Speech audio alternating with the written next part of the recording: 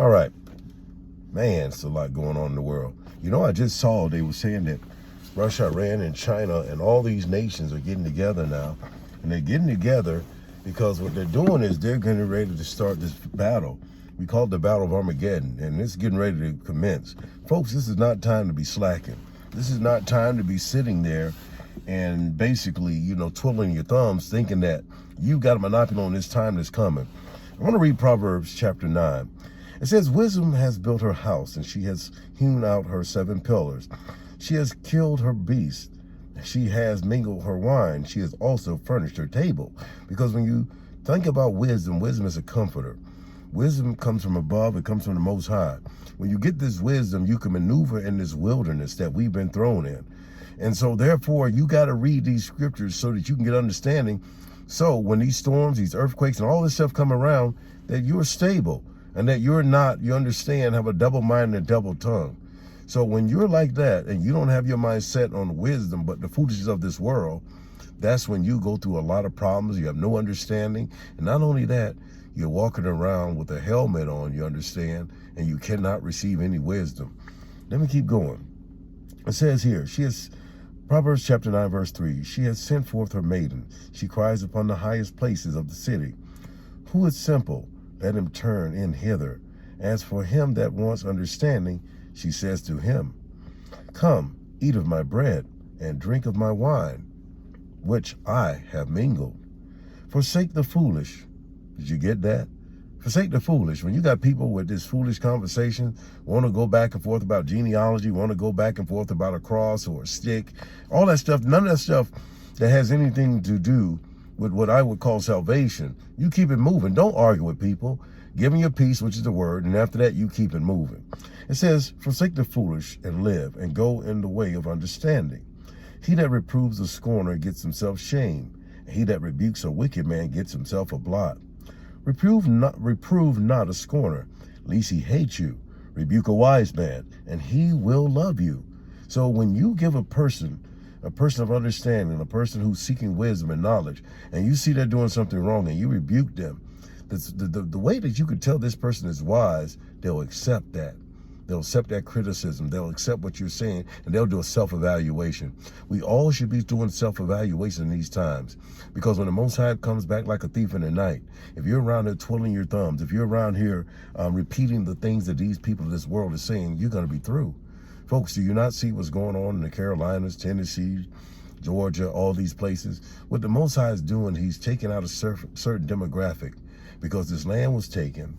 This nation was built on lies and blood, and the house that was established on the bones of my people.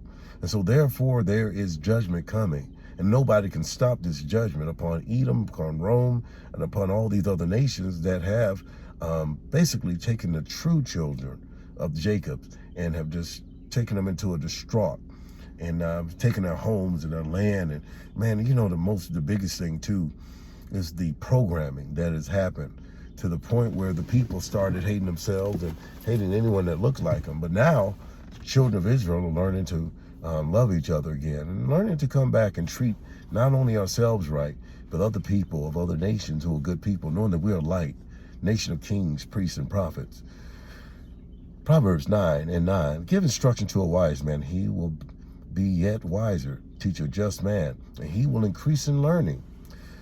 This is how you increase in learning. You got to walk justly. You hear that? It says teach a just man, and he will increase in learning, or woman.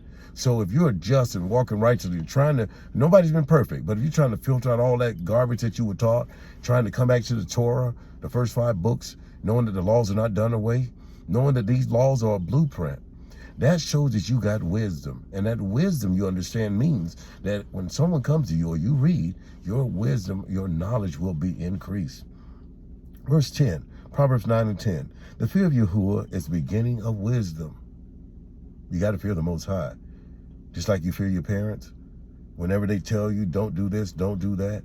And then you know, I won't go into judgment if I just listen to them. Same thing with our Father in heaven. That's why he said, call no man father but one. And we see the blasphemy on this earth where these men are calling other men father. As a matter of fact, the main one, the son of perdition, sits on 7 hills. What do they call him?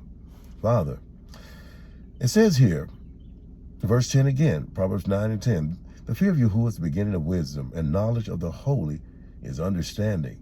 For by me your days shall be multiplied, and your years and your life shall be increased. He didn't say by you. The Most High said by him. By him your days are increased. You see, man cannot make one hair white or gray. They can't add one stature to your height. They can't get you over a river. They can't get you, you understand, around a bend. You understand? As far as what blessing goes, you know, you can get someone to give you a boat, but if it's not blessed by the Most High, how are you going to get to the end? Everything that goes on with us, the Most High, he's Alpha and Omega, the beginning and the end. It says here in Proverbs 9 and 12, if you be wise, you shall be wise for yourself. But if you scorn, you alone shall bear it. A foolish woman is clamorous. She is simple and knows nothing. That means that woman is always arguing. She's always going back and forth. The Most High said that's a sign of a foolish woman. A wise woman, she's quiet. Her adornment's on the inside. It's not about the tinkling of the bells, the nose ring, not the dot on the forehead. You understand, the glasses, the purses. It's not about the dresses with the gold and the pomegranates. It's not about the adorning on the outside. A wise woman, you'll know her because she'll be meek. She'll be calm, and you will not hear her clamorous, always going back and forth. You know, as I always say, what a woman says can destroy her home, but what a man does destroy his. It says, Proverbs 9 and 14, for she sits at the door of her house on the seat of high places of the city, to call passengers who go right on their ways. Who is simple, let him turn in hither. And as for him that wants understanding, she says to him, stolen waters are sweet, and bread eaten in secret is pleasant. So what is stolen waters? What is the word? The word is living waters. And so, you know, when you got these words and you take them and you use them amiss, you understand, it's like stealing them. It's like taking them and using them for your own benefits, you know. It's like when someone's sitting there arguing and you're trying to give them some wisdom, and the next thing you know, they want to take a precept and they want to start trying to ridicule you when you're actually giving them correction. These words have been stolen and misused, and it brings scorn. It says, in bread eaten in secret is pleasant. So, you know, I look at this word as living manna. You know, I look at it that this word, without it, we don't know where we're going or where we come from. One of the beautiful things right now with what's going on in this earth, I mean, because a lot of people are trying to talk about heart machines, weather machines. I don't care what you look at and what you talk about, folks. The Most High is in charge of everything. The biggest thing we need to be in charge of is our soul, our spirits. And that's what we need to be right now. It says here, last precept, Proverbs 9 and 18. But he knows not that the Raphaim are there, and her gates are in the depths of Sheol. So what does that mean? When a person takes words and do the wrong thing, or they take that what I call hidden manna, and they use it amiss, and they start talking and going into their heart, they don't realize that the Raphaim spirit is there. What is the Raphaim spirit? Well, it's simply the fallen angels that came down and slept with women. Their children were giants. They were evil when they walked the earth. And so when the floods came and took them away, those were called Raphaim spirits. These are demonic spirits that you call demons.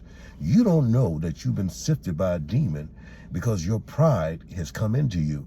And pride comes before what? A great fall. So I want to give these words of wisdom. And I want everyone to stop leaning on their understanding and know that right now it's not time to play. It's not time to be racist, prejudiced, and all of that. Hey, the scriptures speak for themselves. They tell you who's under judgment. But one thing you need to do is judge yourself and find and see if you are found worthy. Stop sitting here dealing with these politics. These politicians all work for the same team. Stop thinking that your vote means anything. Your vote means nothing. You're just a general consensus. Remember, the Electoral College decides who is truly going to be in the next seat. And they're all knights of the round table anyway, so does it really matter? Does it really matter who sits there? In the end, they're doing Satan's will. But in the end, get this. The Most High says he sways a king's heart like what? A river, to fulfill biblical prophecy.